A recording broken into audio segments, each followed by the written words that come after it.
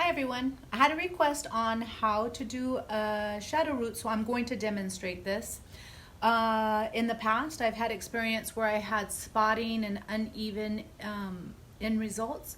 So let's look at what some tricks and tips are. Here we go.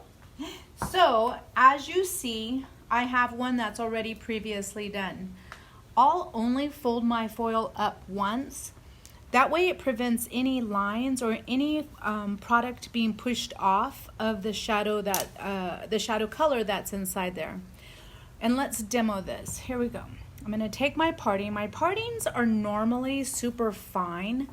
If you do have the root color the same as what you're going to be doing for the shadow, you could take it a little bit bigger because you're going to be adding to the blonde. So for example, if this was her root and all this solid blonde started from there, you could take a bigger subsection right here.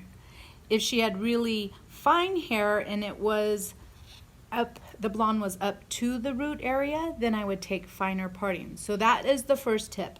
If the blonde is at the scalp and you're adding shadow to it, take finer partings. If she has some regrowth, then you can take bigger chunks. So that's tip one.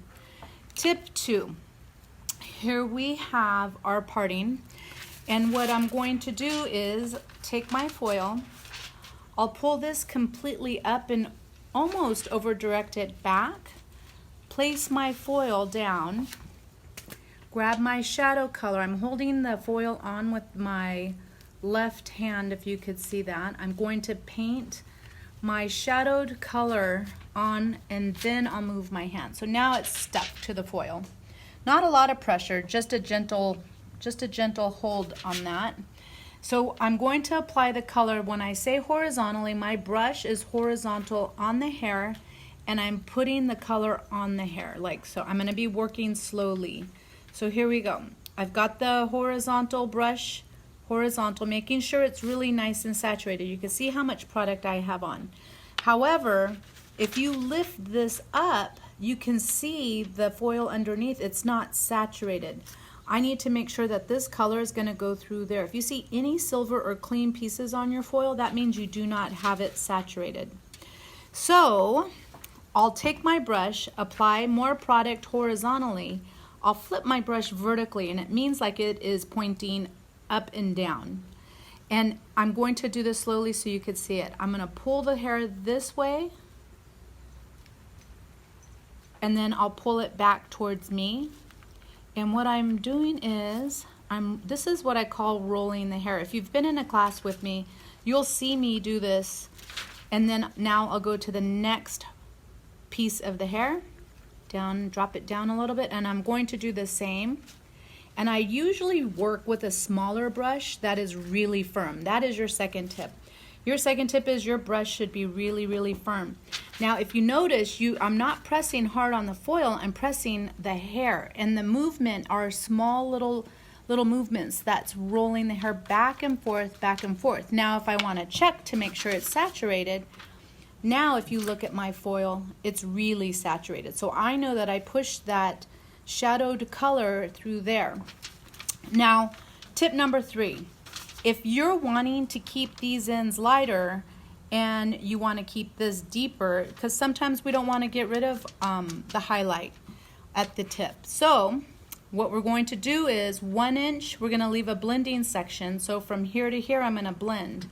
So from 1 inch to where my shadow color is, I'll go down 1 inch and I'll place either a conditioner, or what I'm using here is Universal Zero In. And as you can see, I'm doing the same thing. I'm making sure it's really nice and saturated. I'm moving the product back and forth.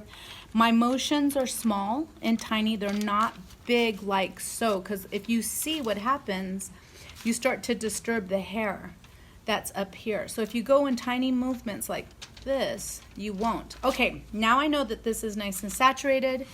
Now what I'm going to do is I'm going to pull down some of the color that's in that top shadow. So I'm going to pull some of this down and then I'm going to roll back and forth onto that blended area. And it's usually, that's why I like working with this narrow brush because it just gives me that much of a space to be blended. And then just pull that down. If you want a little bit of tone on those mid-indents, most likely, you could just do that as well. You can pull some of that down. So when you're finished, I don't put the brush back in the bowl, I'll just lay it there and I'll wipe it off. Sandwich your foils, and the reason why you want to sandwich the foil, let me show you this. Let me go back.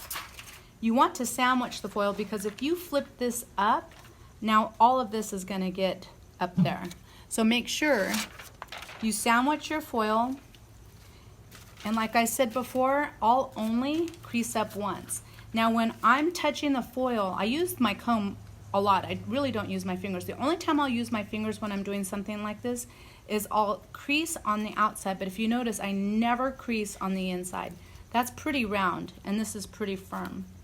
So I'll do this, make sure that the ends are done, and then that would be my shadow. So then your next parting, what you would do is maybe vary it. Have this one go a little bit higher so that you can create some dimension through your color. So here, let's do our next one. Over direct this up. Oops. Over direct this up, bring it down. Pick up your shadowed color. Massage it in. Here I am, I'm putting enough product in. Okay, letting it go. I'm gonna roll it back and forth, and I am not gonna take this as far down as I did the other, just so that I can create variation at the root. Okay, so we have this really nice and saturated, and if you're not sure, lift this up, see if your foils are clean. It's too clean there and too clean there. So I'm gonna go back, add a little bit more product, and then just to make sure that I don't have any spots at the end, because the worst thing you can do, and I don't know if you've experienced it, is finish, and then there's that one spot at the very front where she can see it and everyone can see it. Everything else looks beautiful, but that one spot. So I'm gonna make sure this is really nice and saturated. I'm doing little movements with my hand, working back and forth to make sure it's really saturated. Then I'll pick up some more of this. This is Universal Zero In and 5 volume. And the reason why I like to use the Universal Zero In is that it is a clear base with 5 volume, and it'll help keep it processing. I'm gonna pull down into that 1-inch section, my blending section, and I'll work this back and forth. This is the ticket. The more Universal you use to blend down, or if you have enlightener and you're blending up, then the softer the transition of your color. So let's sandwich, because we don't want to take the light into the dark. Fold it up. I'll crease the sides here, and then foil that over, foil that over. Oops, let me do that one more time, and then we're good to go. So this is your shadow foil.